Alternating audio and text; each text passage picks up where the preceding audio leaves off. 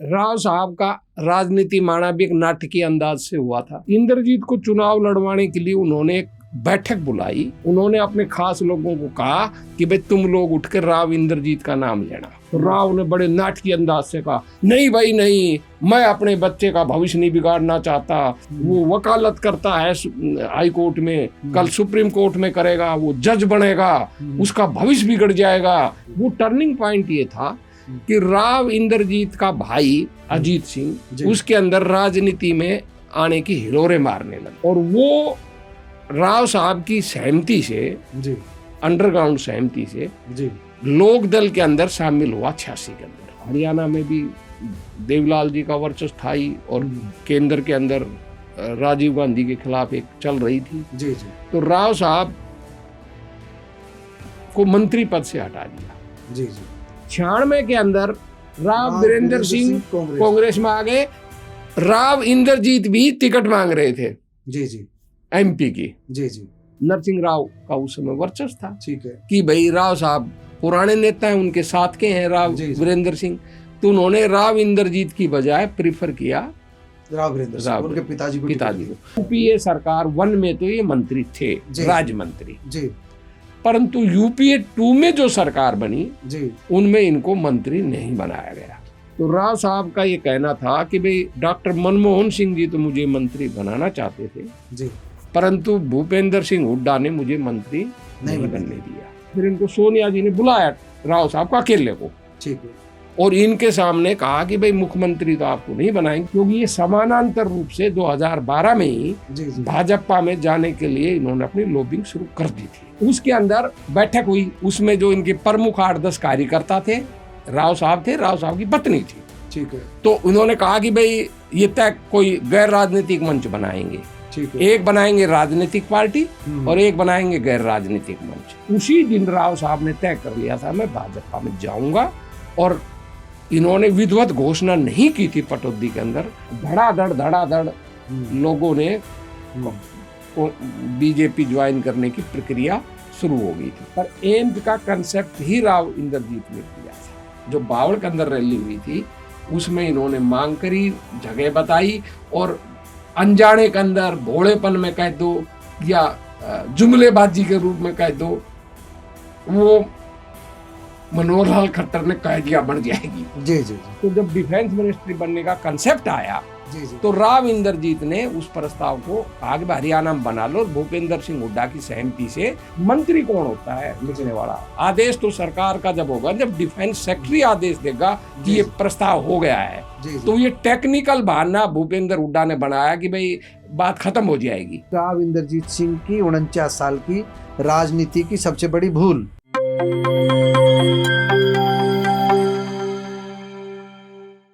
प्यारे दोस्तों, सादर अभिवादन। मैं हूं महेश कुमार वैद्य और आप देख रहे हैं एनजेपी हरियाणा। दोस्तों, आज केंद्रीय मंत्री राव इंद्रजीत सिंह का जन्मदिन है। वह 75 बसंत पूरे कर चुके हैं, 75 वर्ष की उम्र पूरी कर चुके हैं। आज उनका समर्थक क्षेत्र वहाँ जन्मदिन मना रहे हैं। आप अपनी स्क्रीन पर भी देख सकते हैं कि रेवाड़ी से लेकर के नांगल चौधरी तक, रेवाड़ी से लेकर गुरुग्राम तक, और उनके नई दिल्ली स्थित आवास पर पूरे दिन जश्न का माहौल रहा है। कार्यकर्ताओं ने अलग अलग अंदाज में उनका जन्मदिन मनाया है। आप अपनी स्क्रीन पर देखेंगे तो आपको पता लग जाएगा कि पूरे अहिरवाल क्षेत्र से, पूरे दक्षिण हरियाणा से और हरियाणा के अलग अलग हिस्सों से बड़े बड़े नेता उनके यहाँ पहुंचे हैं। आप फोटो देख करके स्वयं अनुमान लगा सकते हैं कि कितने लोग उनके दिल्ली स्थित आवास पर बधाई देने पहुंचे हैं।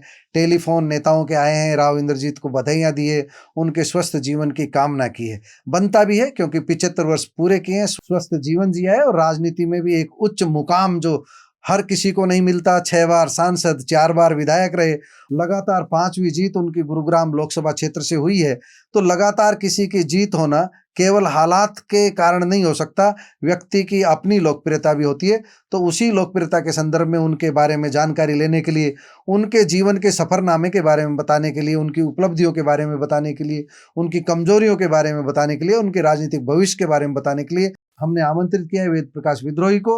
वेद प्रकाश विद्रोही जाने माने सामाजिक चिंतक हैं, लेकिन कांग्रेस के नेता हैं तो कांग्रेस की मोहर लगी हुई है, और कांग्रेस के नेता से हम भारतीय जनता पार्टी के नेता की समीक्षा कराने जा रहे हैं, बड़ी उम्मीद के साथ कि ये निष्पक्षता से अपनी राय देंगे। और इनकी बेबाकी आप सभी जानते हैं, हो सकता है साक्षात्कार के दौरान हमसे लड़ाई कर बैठे और बीच में जो है गड़बड़ कर बैठे, तो इनको बड़े शांति से इनको साध करके हम इनसे जानकारी लेंगे। वेद प्रकाश विद्रोही जी, सबसे पहले तो आपका हमारे स्टूडियो में बहुत बहुत स्वागत। धन्यवाद आपका। और राव इंद्रजीत जी को 75 वर्ष आयु के पूरे करने पर हार्दिक शुभकामनाएं, और हमारी कामना है उनका स्वास्थ्य अच्छा रहे और वो और ज़्यादा समय तक हरियाणा, अहीरवाल और देश की राजनीति में सक्रिय होकर आम जनों की सेवा करते रहे। विद्रोही जी, हम आपसे दो चीजें जानना चाहते हैं। राव इंद्रजीत सिंह के बारे में आपको याद हो किन परिस्थितियों में राजनीति में आए, कब उन्होंने पहला चुनाव लड़ा और वो परिस्थितियां क्या थी, कौन से सन में उन्हें लड़वाया गया, आपको अच्छे से ध्यान होगा। वह जी संयोग है कि सक्रिय राजनीति में मैं भी 1977 से ही आया हूं और राव इंद्रजीत भी 1977 से ही आए हैं। राव साहब का राजनीति माना भी एक नाटकीय अंदाज से हुआ था। वो बताइए नाटकीय अंदाज। क्योंकि उस समय हम भी नए नए राजनीति में आए थे जी जी, और जनता पार्टी की लहर देश में थी। राव साहब लोकसभा का चुनाव मनोहर लाल सैनी से लगभग 70,000 वोटों से हार गए थे। अच्छा अच्छा। और पूरे देश में जनता हारने के बाद चुनाव हुए थे जो जनता पार्टी की राव साहब से राव वीरेंद्र सिंह चुनाव हार गए। मई जून में शायद चुनाव हुए थे, जून के महीने, मई होंगे या जून होगी। जी जी, चुनाव हुए थे विधानसभा के 1977 में, और जनता पार्टी की सरकार दिल्ली में बन चुकी थी। इंदिरा जी हार चुकी थी, मुरारजी भाई प्रधानमंत्री बन चुके थे और पूरे देश में जनता पार्टी की लहर थी। उस समय कांग्रेस की शायद 14 सरकारों को बर्खास्त करके, राज्य सरकारों को बर्खास्त करके चुनाव हुए थे। क्योंकि जो इमरजेंसी के अंदर कार्यकाल बढ़ाया था वो तो खत्म हो गया था। वैसे तो 1 साल था, पर 77 में एक्चुअल में 72 में चुनाव आता तो वैसे डू ही थे 77 में। तो उस समय राव साहब की उम्र केवल 26 साल थी और राव साहब दिल्ली के अंदर, आप नाम लेके बोलेंगे तो ज्यादा। राव इंद्रजीत जी। हाँ नहीं, मैं इसलिए कह रहा हूँ क्योंकि बीच में राव वीरेंद्र सिंह का प्रसंग आ गया। सही कह रहे हैं, तो अब जो हमारे दर्शक ठीक ढंग से समझ, सही कह रहे हैं, क्योंकि इसमें राव वीरेंद्र का भी नाम आएगा। राव इंद्रजीत सिंह की उम्र उस समय 26 साल थी। जी जी। और इंद्रजीत जी उस समय दिल्ली हाई कोर्ट के अंदर प्रैक्टिशनर लॉयर के रूप में रजिस्टर्ड थे। जी जी। और दिल्ली में ही रहते थे। भूपेंद्र हुड्डा के साथ ही पढ़े। हाँ, उनके साथ वकालत नहीं, भूपेंद्र हुड्डा के साथ दिल्ली यूनिवर्सिटी में लॉ के स्टूडेंट साथ रहे, साथ दोनों ने। तो राव साहब ने बड़े नाटकीय ढंग से इंद्रजीत को राजनीति में उतारा। जी। राव इंद्रजीत का कोई राजनीति से कोई लेना देना नहीं था, वो यहाँ रहते भी नहीं थे, बाहर ही दिल्ली में रहे, मसूरी में पढ़े, वो तो बाहर ही रहते थे और यहाँ उनका कोई सर्कल भी नहीं था। जी। राव साहब क्योंकि चुनाव हार गए थे तो उन्होंने हल्के वाइज अपने खुद तय कर लिया था कि अपने बेटे इंद्रजीत को पहली बार चुनाव में उतारेंगे और जाटसेना से उतारेंगे। ये तय कर लिया था। उस समय जाटसेना अस्तित्व में थी, परिसीमन से पहले की बात है, 77 की बात है। जी जी। और राव साहब ने तय कर लिया था वो अटेली चुनाव लड़ेंगे। जी जी। तो इंद्रजीत को चुनाव लड़वाने के लिए उन्होंने एक बैठक बुलाई जाटसेना के कार्यकर्ताओं की। जी। और बड़े नाटकीय अंदाज में कहा कि भाई बड़े संकट का दौर है, चुनाव हम हार गए, जी, विशाल हरियाणा पार्टी को एकजुट रखना है, कि भाई हमने विशाल हरियाणा पार्टी को जीवित रखना है, अहीरवाल की राजनीति में, हरियाणा की राजनीति में अपना वर्चस्व कायम करना है। जी जी। और इसके लिए आप बताइए मैं किसको उम्मीदवार बनाऊं जाटसेना से। हर हल्के में ऐसे ही कर रहे थे और वैसे उन्होंने तय कर रखा था अपने बेटे को लड़ाऊंगा, और इसके लिए जो उनके खास वर्कर थे उनको कह रखा था, पब्लिक की मोहर लगवानी थी। पब्लिक की मीटिंग में रामपुरा में बुला रखी थी, कह रखा था अपने खास लोगों को कि तुम उठकर कहना, मैं ये ऑथेंटिक बात बता रहा हूँ क्योंकि हम उस समय बड़े नजदीक से देख रहे थे और जो उस बैठक में मौजूद थे उन्होंने हमारी बात की पुष्टि की कि हाँ ऐसा ही हुआ था। जी जी। उन्होंने अपने खास लोगों को कहा कि भाई तुम लोग उठकर राव इंद्रजीत का नाम लेना। जी जी। रणनीति थी, रणनीति। तो उन्होंने कहा जी किसी का जरूरत नहीं है, नए को कोई जरूरत नहीं है, आप अपने घर से उठाओ किसी को। जी जी। और भाई क्योंकि आपके घर में इंद्रजीत ही हैं, और तो कोई उम्र थी भी नहीं किसी की, 26 के इंद्रजीत है। राव साहब इंद्रजीत को मैदान में उतारो तो राव ने बड़े नाटकीय अंदाज से कहा, नहीं भाई नहीं, मैं अपने बच्चे का भविष्य नहीं बिगाड़ना चाहता। वो वकालत करता है हाई कोर्ट में, कल सुप्रीम कोर्ट में करेगा, वो जज बनेगा, उसका भविष्य बिगड़ जाएगा, मैं उसको राजनीति में नहीं लाना चाहता। तो लोगों ने कहा, नहीं राव साहब, उसके बगैर बात नहीं बनेगी। तो बाकी लोग भी लगली होंगे। हाँ, सारे जो लोग थे वर्कर, जो जिन्होंने नहीं सुन रखा था, वो भी सब रणनीति का हिस्सा नहीं थे, सारे लोग कहने लग गए जो मीटिंग में आए थे कि जी जनता पार्टी की लहर है और कोई कामयाब नहीं हो पाएगा, अगर जीत लेनी है तो आपने अपने बेटे को ही उतारना पड़ेगा, राव इंद्रजीत को ही उतारना पड़ेगा। तो राव साहब ने कहा, भाई ठीक है, अगर आप कह रहे हो तो मैं बड़े भारी मन से त्याग करते हुए, अपने बेटे का भविष्य दांव पे लगाते हुए मैं इंद्रजीत को जाटसाना उम्मीदवार नहीं बना, तुम्हें सौंपता हूं। ये मैं जो शब्द प्रयोग कर रहा हूँ, हूबहू यही शब्द मेरे नहीं है, ये उस दिन राव वीरेंद्र सिंह ने कहे हुए शब्द हैं। मैं तुम्हें सौंपता हूँ और तुम भाई ध्यान रखना। तो इस तरह राव साहब ने एक सुनियोजित रणनीति के तहत इंद्रजीत सिंह जी को 1977 के अंदर विशाल हरियाणा पार्टी का उम्मीदवार जाटसाना से बनाया। और उस समय जनता पार्टी ने जो गुरावड़ा के मास्टर राज सिंह होते थे, जो इमरजेंसी में बंद भी हुए थे, जेल में गए थे आपातकाल में, उनको जनता पार्टी ने टिकट दी। चुनाव हुआ, बड़ा स्ट्रगल थी, पर राव इंद्रजीत ने वो पहला चुनाव 3000 वोटों से जीत लिया।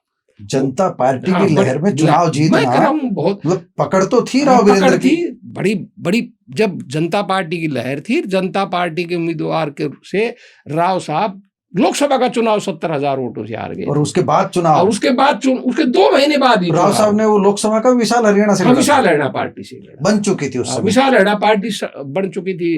68 के चुनाव जो पहला था, जिसमें राव साहब के 15 या 16 एमएलए बनकर आए थे, क्योंकि एक वो राव साहब 2 जगह से लड़े थे, तो इसलिए 15 मान लो आप। चलो उसको तो ठीक है, तो वही 68 में ही बनी थी ना। हाँ, 15 मान लो उसको, जो 16 सीटें जीती थी। हरियाणा विशाल पार्टी उस समय बन चुकी थी। और पहला चुनाव हरियाणा विशाल पार्टी ने 68 में लड़ा, फिर 71 में लोकसभा का चुनाव लड़ा, जिसमें राव साहब 1500-1600 वोटों से राव निहाल सिंह को हराकर एमपी बन गए थे। और 72 के अंदर जो चुनाव हुआ इसका विधानसभा का, उसमें राव साहब के उम्मीदवारों को खास सफलता नहीं मिली, शायद 3 या 4 ही इनके विधायक बने थे। तो उस पृष्ठभूमि के अंदर जनता पार्टी की लहर के अंदर इन्होंने अपने पुत्र राव इंद्रजीत सिंह को जाटसाना से उतारा और वो 3000 वोटों से जनता पार्टी की लहर में जीते। और उस समय राव साहब के 5 विधायक बने थे, राव साहब सहित। तो इस तरह राव इंद्रजीत का राजनीति में करियर उदय हुआ। जब राजनीति में कैरियर हो गया, फिर 1978 में इंदिरा जी को बुलाया था इन्होंने। अब ये तो कहते हैं कि इंदिरा जी ने हमसे संपर्क किया, पर मैं इस बात को नहीं मानता। उसका कारण है कि राव साहब 71 में विशाल हरियाणा पार्टी के अंदर थे, इमरजेंसी लगी तो वो विपक्ष के सांसद थे, पर राव साहब ने बाकायदा कांग्रेस का समर्थन किया था। तो कागजों के अंदर बेशक राव साहब अलग थे। वैसे विद्रोही जी, अगर बुला भी लिया जाए, कोई भी आदमी राजनीतिक शक्ति बढ़ाने के लिए कर सकता है। मैं व्याख्या कर रहा हूँ। हाँ जी, हाँ जी। जब विश्लेषण किया जाता है, मैं आज ये विश्लेषक बात कर रहा हूँ। जी। तो राव साहब का संपर्क कांग्रेस से बन चुका था। तो उन्होंने देखा कि भाई जनता पार्टी, विशाल हरियाणा पार्टी लंबी नहीं चल पाएगी, और कांग्रेस का भी हरियाणा में बुरा हाल था। तो उस समय लगा राव को कि भाई ये एक ऐसा अवसर है कि हो सकता है भविष्य में तुम कांग्रेस के फिर मुख्यमंत्री बन जाओ। तो उन्होंने 1978 में राव तुलाराम ये जो पार्क है यहाँ, रेवाड़ी का राव तुलाराम पार्क, वहां उन्होंने सभा कर विशाल हरियाणा पार्टी को विलय कर दिया कांग्रेस में। तो इस तरह राव इंद्रजीत सिंह जी चुने गए विशाल हरियाणा पार्टी से और बन गए विधायक कांग्रेस के। तो इसको आप दल बदल तो नहीं कह सकते, ये एक विलय था। फिर उसके बाद 1982 के अंदर फिर चुनाव हुआ। हरियाणा के अंदर जनता पार्टी के अंदर विघटन हो चुका था। देवीलाल को हटाकर पार्टी की इनर पॉलिटिक्स में भजनलाल मुख्यमंत्री बन चुके थे। और भजनलाल भी जब देखा कि 80 के अंदर इंदिरा गांधी की सत्ता आ चुकी है, इंदिरा गांधी प्रधानमंत्री बन गई, इंदिरा जी को 353 सीटें मिली थी लोकसभा में 77 हार के बाद, तो फिर भजनलाल क्योंकि कांग्रेसी था तो इनको लगा कि इंदिरा गांधी आएगी, तो भजनलाल ब्लॉक में 43-44 विधायकों के साथ जनता पार्टी का दल बदल कर बीजेपी इसमें कांग्रेस में शामिल हो चुका, सरकार कांग्रेस की बन चुकी थी। तो 82 में जब चुनाव हुआ तो उस चुनाव के अंदर राव इंद्रजीत ने फिर दोबारा चुनाव लड़ा जड़साना से, वहां फिर कांग्रेस के विधायक बन गए। और जब राव और उधर 80 के अंदर राव साहब बन गए थे केंद्र के अंदर मंत्री। और जो भजनलाल की जो दूसरी सरकार बनी उसमें राव साहब फिर राज्य मंत्री बनाए थे, राज्य मंत्री बने राव साहब। फिर देवीलाल का न्याय युद्ध का आंदोलन चला 87 के अंदर। 87 के अंदर जब न्याय युद्ध का आंदोलन चला तो देवीलाल जी ने राव नरवीर सिंह जी को टिकट दी और राव नरवीर सिंह के जड़साना से इंद्रजीत सिंह जी हार गए और राव नरवीर सिंह जी पहली बार विधायक बन गए। राव नरवीर सिंह ने राव इंद्रजीत को हरा दिया। उसके बाद राजनीति में टर्निंग, ये जनता लहर थी। जनता उससे पहले राजनीति में जनता लहर नहीं, ये लोकदल की जो लहर थी, हरियाणा की जो न्याय युद्ध के नाम पर जो, और उससे पहले इनके परिवार में टर्निंग पॉइंट आया, मैं उसकी भी चर्चा करना चाहूंगा। वो टर्निंग पॉइंट ये था कि राव इंद्रजीत का भाई अजीत सिंह उसके अंदर राजनीति में आने की हिलोरे मारने लग गए और वो राव साहब की सहमति से, अंडरग्राउंड सहमति से लोक दल के अंदर शामिल हुआ 86 के अंदर। टिकट के लिए रेवाड़ीस टिकट मांगी, वो 4-5 महीने के लिए शामिल हुआ था, उसको टिकट नहीं मिली तो बैक वापिस चला गया था कांग्रेस में ही राव साहब के साथ, राव अजीत सिंह। हाँ, तो राव अजीत सिंह इनके परिवार में मान के चलिए कि उस समय एक और दावेदार पैदा हुआ जिसमें राजनीतिक महत्वाकांक्षा के बीज उगने लग गए। उसके बाद राव साहब 89 के अंदर जब उनको लगा कि भाई हरियाणा में भी देवीलाल जी का वर्चस्व था ही और केंद्र के अंदर राजीव गांधी के खिलाफ एक चल रही थी, तो राव साहब को मंत्री पद से हटा दिया। क्योंकि राव साहब को मंत्री पद से हटाकर बंसीलाल जी को मंत्री बनाया, फिर भजनलाल बन गए, बंसीलाल को मुख्यमंत्री, मुख्यमंत्री ने भजनलाल जी बन गए। तो राव साहब ने और इंद्रजीत को कैबिनेट मंत्री बना दिया हरियाणा के अंदर बंसीलाल की सरकार में, राज मंत्री से कैबिनेट मंत्री। राव साहब 89 के अंदर जनता दल में शामिल हो गए। वहां से इनके परिवार में एक और टर्निंग पॉइंट आया कि राव साहब तो शामिल हो गए पर राव इंद्रजीत ने कांग्रेस नहीं छोड़ी, उन्होंने अपनी अलग राह पकड़ ली, दल नहीं बदला, तो उन्होंने अपनी राय अलग पकड़ ली। और इनके छोटे भाई जिसके अंदर राजनीति की हिलोरे मार रही थी, उन्होंने 89 के अंदर उपचुनाव में जो रघु यादव ने सीट छोड़ी थी, जनता दल का उम्मीदवार बना, वो 10-11 हजार वोट से हार गए थे। कैप्टन अजय सिंह जीत गए थे, कैप्टन अजय सिंह यादव ने राव सिंह को हरा दिया। तो वहां से इनके परिवार के अंदर राजनीति का थोड़ा बीज जो थे ना, जो भाइयों में जो बीज थे पैदा हुए, भाइयों में जो राजनीति की महत्वाकांक्षा थी, जो जागी थी, फूट के बीज भी समझो, फूट के बीज भी हुए, वहीं से पैदा हुए थे। ठीक है। 91 के अंदर राव साहब ने फिर चुनाव लड़ा, राव साहब जीते और मंत्री बने, राव इंद्रजीत सिंह मंत्री बने। और राव साहब, क्योंकि मैंने बताया था कि वो तो हट चुके थे, वो जनता दल से जनता दल एस बना था, चंद्रशेखर देवलाल का, उसमें चले गए थे। और राव साहब ने कांग्रेस से चुनाव लड़ा और वो लोग विधायक बने और मंत्री बने। 96 के अंदर राव वीरेंद्र सिंह कांग्रेस में आ गए। राव इंद्रजीत भी टिकट मांग रहे थे एमपी की। तो जब ये टिकट मांग रहे थे तो पिता पुत्र दोनों मांग रहे थे, तो हाईकमांड ने सोचा कि भाई राव साहब, नरसिंह राव का उस समय वर्चस्व था, ठीक है, कि भाई राव साहब पुराने नेता हैं, उनके साथ के हैं राव वीरेंद्र सिंह, तो उन्होंने राव इंद्रजीत की बजाय प्रीफर किया राव वीरेंद्र सिंह, उनके पिताजी को टिकट दी। तो राव वीरेंद्र सिंह भी चुनाव हार गए एमपी का, वो उनका आखिरी चुनाव था। कर्नल राम सिंह बगावत करके कांग्रेस से चले गए थे बीजेपी में। तो वो बीजेपी से कर्नल राम सिंह बन गए। राव इंद्रजीत भी चुनाव हार गए। जी जी। मतलब रामपुरा हाउस से सब पहली बार कोई भी विधायक नहीं रहा कहीं, न विधायक रहा। कौन सन की बात है? ये 96 की। 1996 में कोई भी नहीं रहा, कोई विधायक रहा नहीं, कोई सांसद रहा नहीं। ठीक है।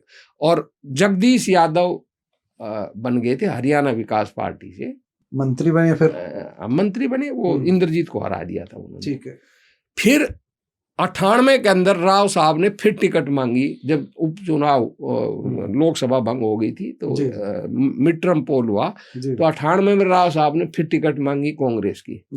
पर उस समय राव साहब की बजाय कांग्रेस ने राव इंद्रजीत को टिकट दी। राव इंद्रजीत भी विधायक नहीं थे, पर राव इंद्रजीत को टिकट मिली। राव इंद्रजीत सिंह कांग्रेस के एमपी बने 98 के चुनाव जीत गए। पहला चुनाव 98 में जीते। और उस समय हरियाणा से कांग्रेस के 3 एमपी बने थे। कारगिल लहर आगे, कारगिल लहर 99 में आई। जब मैं 98 के अंदर जब चुनाव हुए, अटल बिहारी वाजपेयी प्रधानमंत्री बने, फिर उनकी 1 वोट से सरकार गिर गई। 99 के अंदर फिर चुनाव हुए और उस समय कारगिल विडो के रूप में सुधा यादव ने चुनाव लड़ा। डॉक्टर सुधा यादव जी जी। और इंद्रजीत वो चुनाव हार गए। जी। फिर इंद्रजीत ने 2000 के अंदर जो हरियाणा विधानसभा के चुनाव हुए, उसमें कांग्रेस के उम्मीदवार के रूप में फिर चुनाव लड़ा जाटसाना से जी।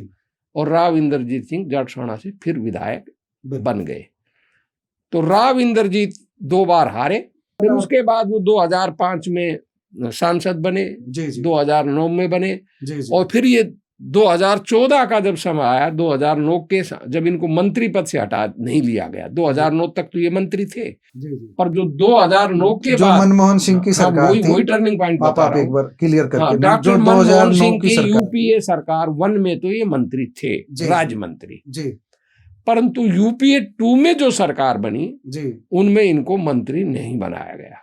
वो कारण क्या रहा? वो कारण तो राव साहब का ये कहना था कि भाई डॉक्टर मनमोहन सिंह जी तो मुझे मंत्री बनाना चाहते थे जी, परंतु भूपेंद्र सिंह हुड्डा ने मुझे मंत्री नहीं बनने दिया। उनका ये कहना है, वो मंत्री नहीं बने तो उससे उनके अंदर असंतोष के बीज पैदा हो गए थे कि भाई मैं मंत्री क्यों नहीं बनाया गया।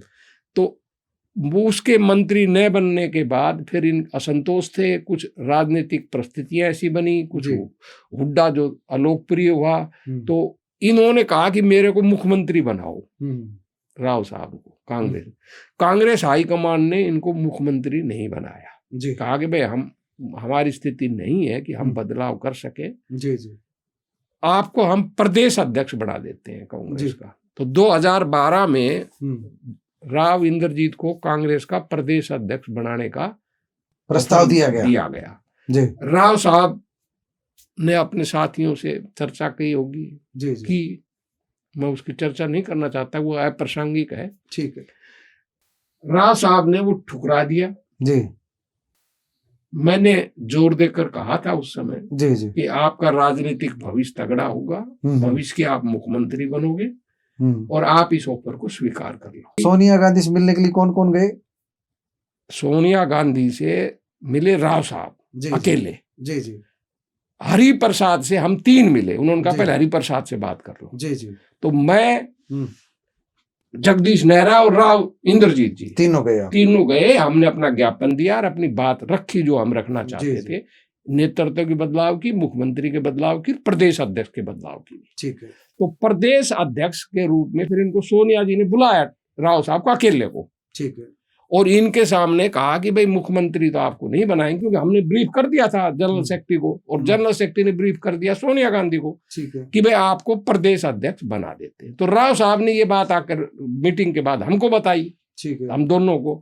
तो मैं भी इस बात से सहमत था कि अध्यक्ष बन जाओ, और जगदीश नेहरा भी सहमत थे। ठीक है। पर राव साहब उनसे कुछ नहीं बोले। जब हमारी राव साहब की अलग बात हुई तो राव साहब ने कहा कि मैं अध्यक्ष नहीं बनूंगा।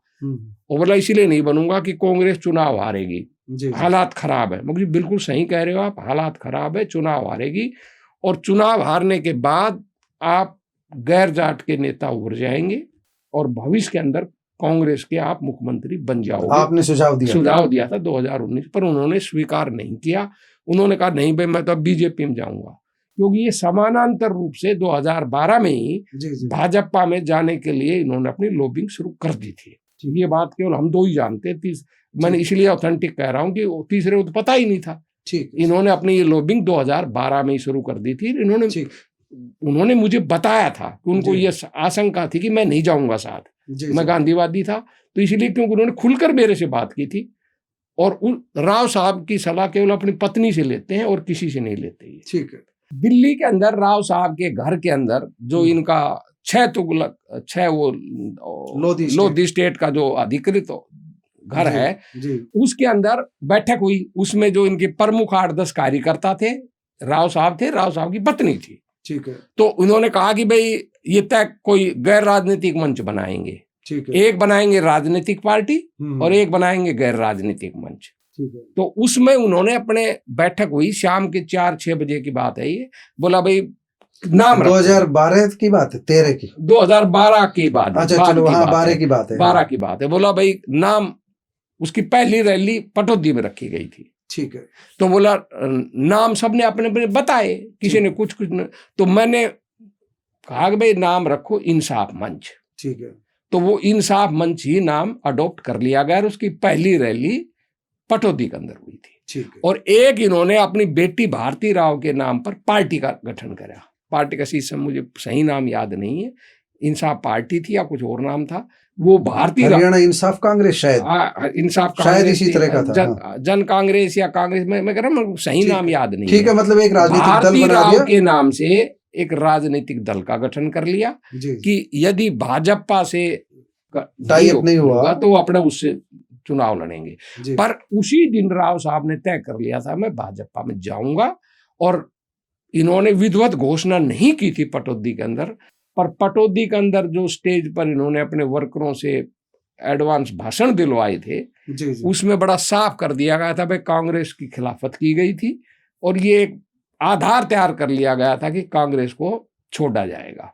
पर क्योंकि ये कांग्रेस उसी समय छोड़ देते तो लोकसभा की सदस्यता छोड़नी पड़ती, इसलिए ये लोग टेक्निकली कांग्रेस में बने रहे, परंतु इन्होंने एक तरह से कांग्रेस को पटौदी से ही। अच्छा विद्रोही जी, अगर राव इंद्रजीत सिंह पटौदी रैली में 2012 की शायद थी, जी हाँ, अगर उसमें इंसाफ पार्टी का गठन कर लेते तो राजनीतिक तस्वीर क्या होती है? काल्पनिक सवाल है। देखिए, अगर राव साहब उस समय कर लेते तो ये गठजोड़ करते जी, और भाजपा का इतना ग्राफ नहीं बढ़ता। जी जी। तो 2014 में हरियाणा में जोड़ तोड़ की कोई सरकार बनती जिसमें इनके कुछ लोग होते, कुछ लोक दल के होते, कुछ भाजपा के। अकेली भाजपा नहीं बना पाती। भाजपा का तो ग्राफ ही नहीं खड़ा होता ना। देखिए, भाजपा का ग्राफ बढ़ा है 2 रैलियों से। जी जी।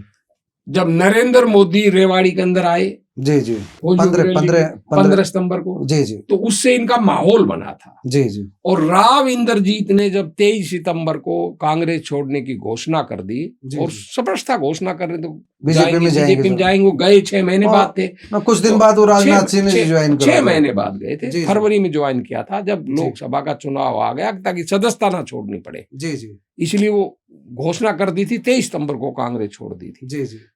तो उस समय हरियाणा के अंदर जाट नॉन जाट की राजनीति का ध्रुवीकरण शुरू हो गया था और राव इंद्रजीत की तुलाराम स्टेडियम की रैली में कांग्रेस छोड़ने की घोषणा के बाद ही भाजपा के अंदर 35 साल बाद कांग्रेस से नाता तोड़ा था।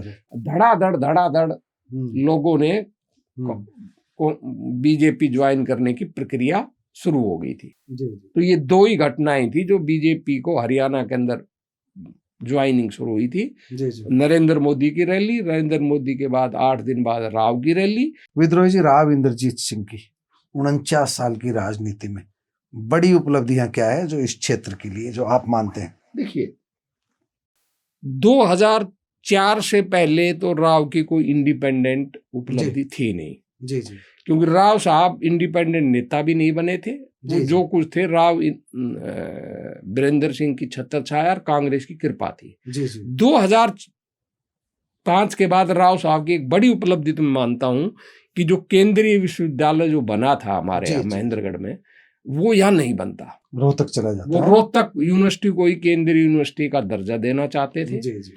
और जब रोहतक और राव साहब ने जब ये सवाल उठाया कैबिनेट के अंदर कि भाई जो बनी बनाई एग्जिस्टिंग यूनिवर्सिटी है, अगर उन्हीं को अगर आप केंद्रीय विश्वविद्यालय बनाओगे तो सभी प्रभावशाली नेता अपने अपने क्षेत्रों के अंदर उन यूनिवर्सिटियों को बनवा लेंगे।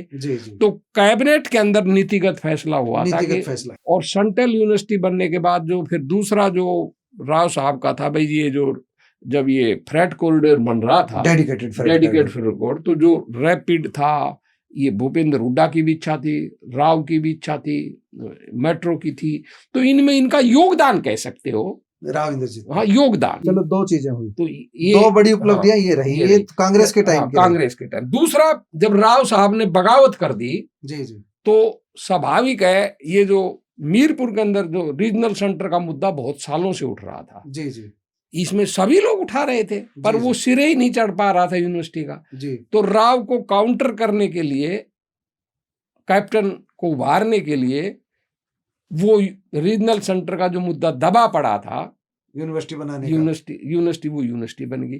तो वो राव का अप्रत्यक्ष, सीधा नहीं, यूनिवर्सिटी का श्रेय तो कैप्टन यादव को जाएगा।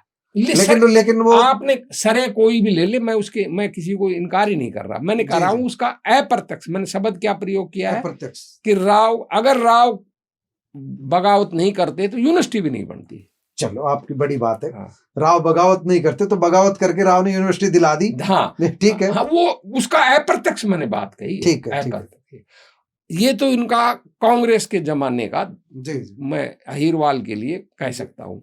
इनको खुश करने के लिए यूं कह सकते हो आप कि भूपेंद्र हुड्डा ने कॉमर्स कॉलेज बनाया गुड़गांव में जी। राव तुलाराम के नाम से। ठीक है। जब इनकी अच्छी पट रही थी तो इनको खुश करने के लिए बनाया था, भाई खुश रहेगा, एक छोटा सा दे दो। जैनाबाद में भी स्टेट इंस्टीट्यूट ऑफ जैनाबाद में राव बिरेंद्र सिंह बनाई कि इंस्टीट्यूट ऑफ टेक्नोलॉजी का इंजीनियरिंग कॉलेज बना, वो भी कांग्रेस के जमाने, वो भी इनके परिवार को खुश करने के लिए बना था जी। तो इसलिए आप ये इंजीनियरिंग कॉलेज कह सकते हो, कॉमर्स कॉलेज कह सकते हो, और भाई यूनिवर्सिटी कह सकते हो सेंट्रल, इनमें राव साहब का योगदान कांग्रेस के जमाने में रहा जी। और फिर जब ये बीजेपी में चले गए तो इनका सबसे बड़ा योगदान तो एम्स का है जी। कि एम्स का जो सपना है जी, या एम्स का जो कंसेप्ट है जी, वो देखो, कोई कुछ भी कहे, कोई कुछ भी दावे करे, सबका अधिकार है जी। पर एम्स का कंसेप्ट ही राव इंद्रजीत ने दिया था। जो बावड़ के अंदर रैली हुई थी उसमें इन्होंने मांग करी, जगह बताई, और अनजाने के अंदर भोलेपन में कह दो या जुमलेबाजी के रूप में कह दो, वो मनोहर लाल खट्टर ने कह दिया बन जाएगी जी। और जब मनोहर लाल खट्टर 2015 में बावल की रैली हुई, 11 विधायकों ने प्रतिवेदन दिया, लेकिन 11 विधायकों का जो प्रतिवेदन तैयार हुआ वो भी जो यहाँ के स्थानीय जो प्रतिनिधि थे वो राजनीति में नहीं थे, जो सामाजिक कार्यकर्ता थे, वो मजबूत पैरवी के साथ रखा गया मनोहर लाल के सामने।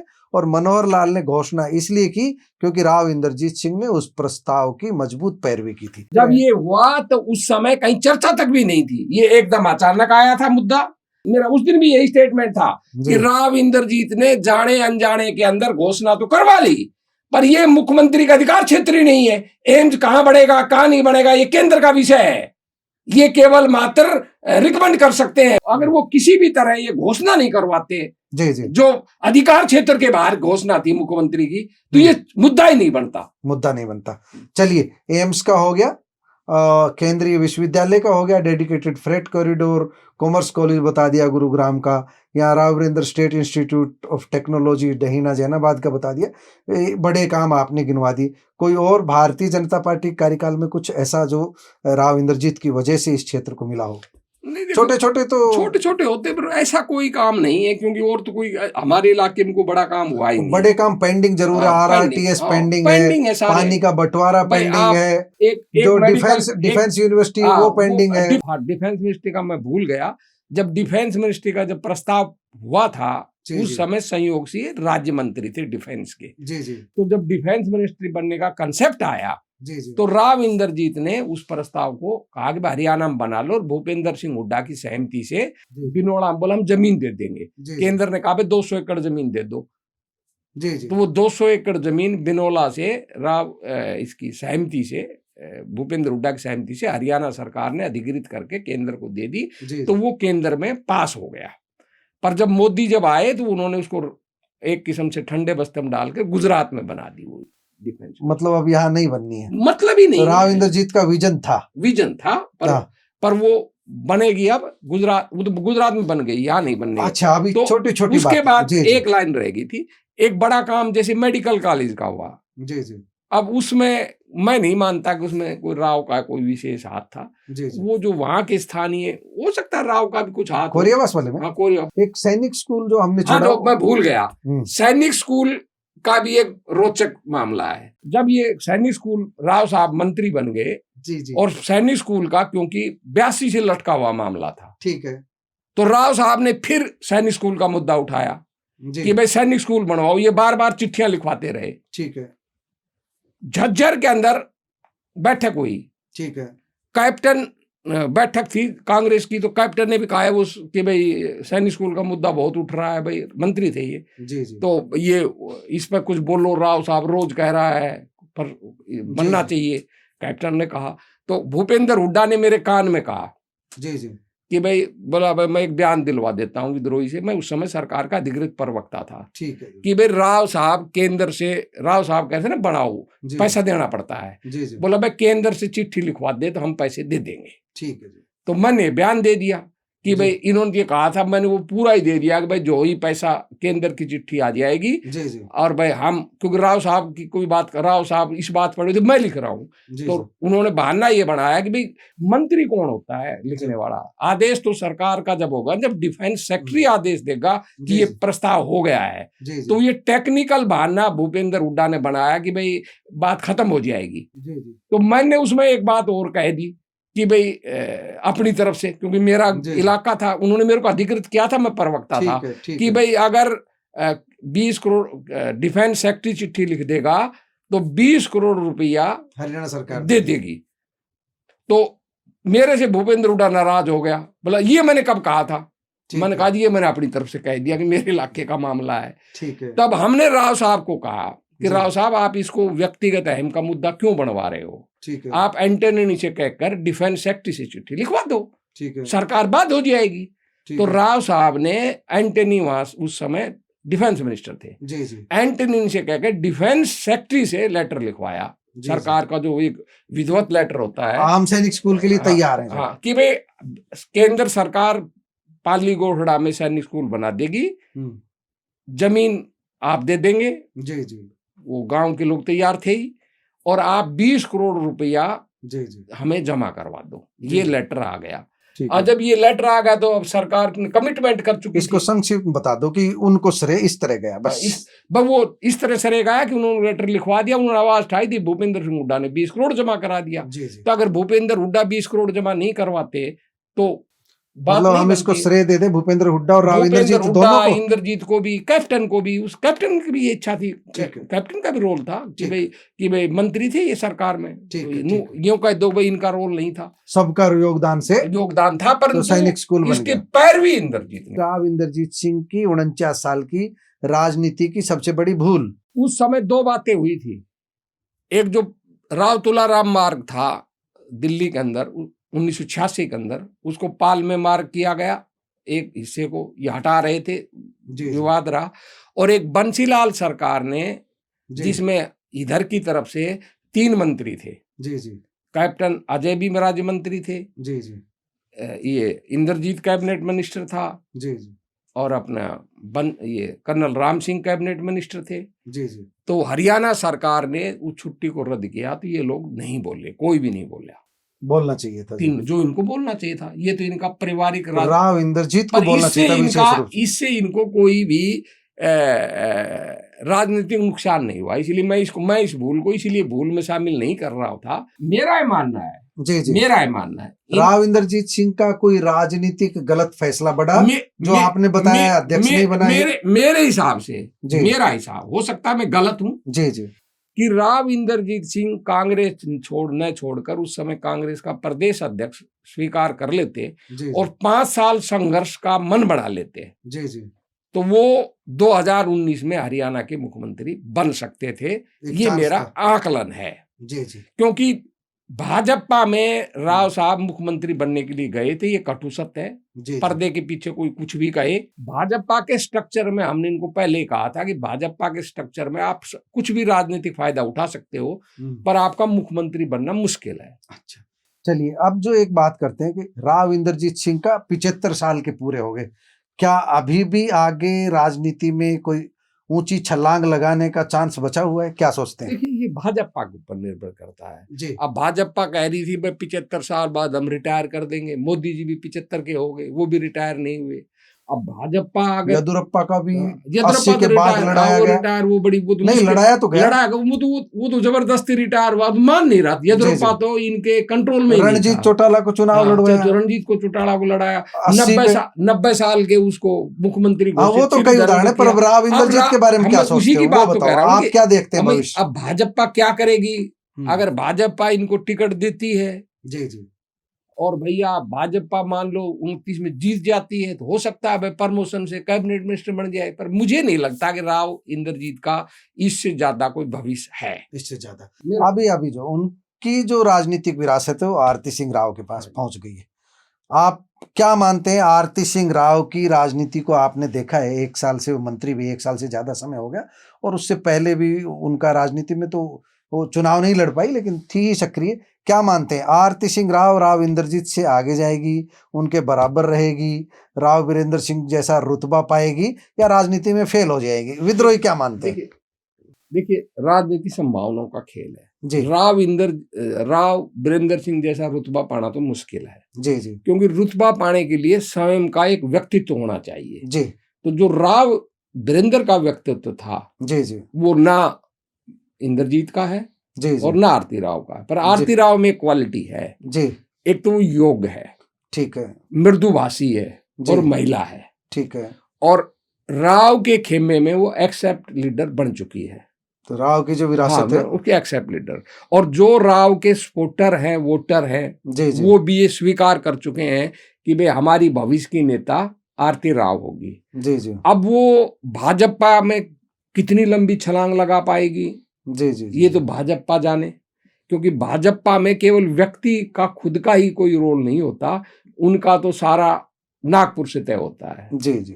अब मैं समझता हूं कि अगर वो कांग्रेस में होती, मान लो ये प्रक्रिया होती, तो मैं बड़ा खुल के कह सकता था कि भाई वो भविष्य में कभी महिला मुख्यमंत्री के रूप में, बैकवर्ड मुख्यमंत्री के रूप में निश्चित बन सकती है, या बनने के कांग्रेस में जाने के सपने दिखा रहे? नहीं, मैं कह रहा हूँ वो स्थिति में होती आज की, वो तो कांग्रेस में तो पता नहीं क्या स्थिति होती, जो आज की स्थिति में है वो। जी जी, आज की स्थिति में जो आरती राव है, उस स्थिति में मैं कह सकता था कि भाई ये मुख्यमंत्री बन सकती है। जी जी। पर भाजपा में क्या होगा, क्यों भाजपा में तो ऐसे आदमी को मुख्यमंत्री बना दिया जाता है जो कोई जानता भी नहीं हो। जी जी। तो भाजपा में क्या होगा ये कहा नहीं जा सकता, पर मैं इतना कह सकता हूं कि आरती राव जिस तरह राजनीति कर रही है और जिस तरह उसकी स्वीकार्यता बढ़ रही है, योग महिला है और भाई मृदुभाषी है, आगे कामयाब लीडर, वो लीडर कामयाब जरूर रहेगी, इसमें कोई दो राय। विद्रोही जी, एक सवाल मेरे जहन में है, राजनीति से जुड़ा है, अरविंद यादव को लेकर के है।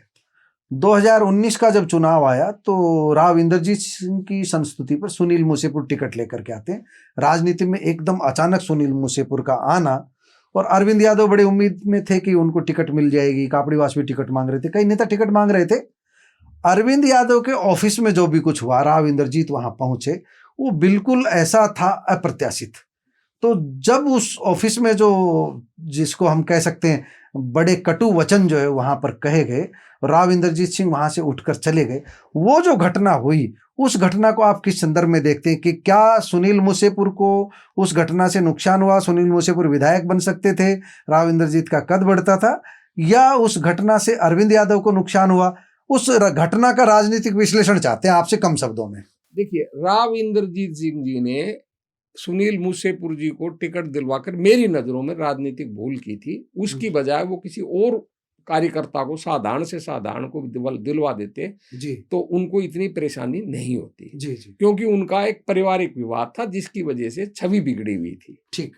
अब उस समय अरविंद यादव भी टिकट के बड़े उम्मीदवार थे, और मनोहर खट्टर के बड़े नजदीकी भी थे और साथ साथ बीजेपी के समर्पित कार्यकर्ता भी थे। जी जी। उनको टिकट नहीं मिली तो रोष स्वाभाविक था। जी जी। तो उनके दफ्तर के अंदर बैठक हुई जी। और उस बैठक में राव इंद्रजीत सिंह जी आए। उनके कार्यकर्ता जो थे, जो असंतुष्ट कार्यकर्ता थे, जो मुसेपुर को टिकट देने से थे, तो वहां जो विवाद हुआ जी, वो मैं समझता हूं नहीं होना चाहिए था। उसके लिए मैं अरविंद यादव के कार्यकर्ताओं की गलती मानता हूं। उसका कारण क्या है कि अरविंद यादव जी ने जब बुला लिया राव इंद्रजीत को अपने ऑफिस के अंदर, जी जी, तो इसका मतलब ये है कि वो ऑफिस में बुलाने के बाद बड़ा दिल दिखाकर वो उनका सपोर्ट कर रहे थे। जी जी, इसीलिए बुलाया था। जी जी। जब आप बड़ा दिल दिखाकर आप सपोर्ट कर रहे हो तो फिर विवाद किस बात का? तो जिस तरह के सवाल पूछे गए, जिस तरह का हुआ, कटु वचन जो उनके साधारण कार्यकर्ता इतने आपत्तिजनक सवाल, आपत्तिजनक, वो राव इंद्रजीत जैसे बड़े नेता के सामने वो व्यक्तिगत बैठकों में तो कर सकते थे अरविंद यादव जी, उनका अधिकार है, पर सार्वजनिक बैठक में पत्रकारों की मौजूदगी में ऑन कैमरा, तो वो स्वाभाविक है, कोई भी नेता हो उनका नाराज होना स्वाभाविक है। और राव साहब नाराज होकर निकल गए। उसके दो साइड इफेक्ट हुए कि अरविंद यादव को तो उसका भारी खमियाजा राजनीतिक भुगतना पड़ा। कि मेरा मानना है कि अगर अरविंद ये विवाद नहीं होता, 2 बार उनको चेयरमैन बना दिया, हरको बैंक का, टूरिज्म का, फिर बनते हो। अच्छा, मैं यही तो कर रहा हूँ, अरविंद यादव फिर बनते, क्योंकि वो मुख्यमंत्री के विश्वास पात्र थे। और राव इंद्रजीत के ऊपर एहसान हो जाता कि राव इंद्रजीत जो मुख्यमंत्री जो चाहता है वो तो मुख्यमंत्री करेगा। विरोध किसका था? अरविंद का, राव इंद्रजीत का। और राव इंद्रजीत के उम्मीदवार को जब वो अरविंद यादव अगर साथ होते तो क्या सुनील मुसेपुर चुनाव जीत जाते? चुनाव नहीं जीते, नहीं जीतते, पता नहीं, क्योंकि राव साहब हो सकता है उतनी मेहनत करते या नहीं करते। अच्छा। राव साहब और राव साहब की बेटी, जब अरविंद यादव के साथ विवाद होगा, जब नाक का सवाल बन गया, और नाक का सवाल बनने के बाद बड़े से बड़े नेता नड्डा भी आए, प्रधानमंत्री भी आए, राजनाथ भी आए, तो पता नहीं वो बुलाते नहीं बुलाते या इजी समझते, अब ये तो मैं नहीं कह सकता। पर राव साहब ने अपने जीवन के अंदर किसी दूसरे उम्मीदवार के लिए इतनी मेहनत कभी नहीं की जितनी सुनील मुसेपुर के लिए। इसीलिए तो अरविंद को क्या नुकसान रहा? मतलब वो अरविंद को ये नुकसान रहा कि अगर अरविंद, क्योंकि अरविंद मुख्यमंत्री के चाहते थे और बड़े नजदीक थे, और मुख्यमंत्री उनको विधायक की टिकट देना चाहते थे, नहीं मिला तो स्वाभाविक है उनको पार्टी के प्रति समर्पित कार्यकर्ता थे। तो राव इंद्रजीत चुनाव चाहे मुसेपुर हारते या जीतते, भाजपा की सरकार बनने के बाद राव इंद्रजीत सिंह नैतिक रूप से इस स्थिति में नहीं रहते कि अगर अरविंद यादव को कोई इनाम मिलता है तो उसका वो विरोध कर पाते, और तो कोई विरोध करने वाला था नहीं। तो अरविंद यादव को ये नुकसान हुआ कि जो राजनीतिक रूप से वो हाशिए में आए, मुख्यमंत्री के इतने नजदीक होते हुए, पार्टी के समर्पित कार्यकर्ता को होते हुए, अगर ये विवाद नहीं होता तो वो हाशिए में नहीं आते। अब उनकी भूमिका अच्छी होती राजनीति में जो ये, और हो सकता है कि भाई 2024 की टिकट मिल जाती। ये तो अरविंद यादव की भूल थी वो। मैं मानता हूं कि अगर जब राव इंद्रजीत उनसे सुलह करने उनके दफ्तर में आ गए, तो वो सुलह कायम रख लेते, और जैसे मुझसे हार गए तो लक्ष्मण को टिकट की बजाय मनोहर खट्टर जी को बड़ी आसानी से राव इंद्रजीत सिंह कहकर विश्वास में लेकर अरविंद को टिकट दिलवाने में आसानी हो जाती। मतलब 2024 का चुनाव लड़ा देते, ऐसी परिस्थितियां बन सकती थी। ठीक है विद्रोही जी, धन्यवाद वेद प्रकाश विद्रोही जी, आपने राव इंद्रजीत सिंह के जन्मदिन पर उनसे जुड़ी काफी उपयोगी जानकारी दी। उम्मीद है हमारे दर्शकों को पसंद आएगी। दर्शकों से भी उम्मीद है कि आप अपनी राय कमेंट बॉक्स में जाकर बताइएगा जरूर। नमस्कार, धन्यवाद।